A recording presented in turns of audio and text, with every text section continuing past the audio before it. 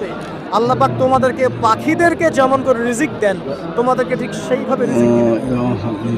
তোমরা কি লক্ষ্য করো না যে পাখিরা খালি পেটে বের হয়ে যায় বাসা থেকে সকালবেলা এবং সন্ধ্যাবেলা ভরা পেটে বাসায় ঢোকে? আপনাকে যে তিনটা হাদিস শোনালাম এই তিনটা হাদিসে একটা শব্দ হচ্ছে কমন। শব্দটা কি বলেন?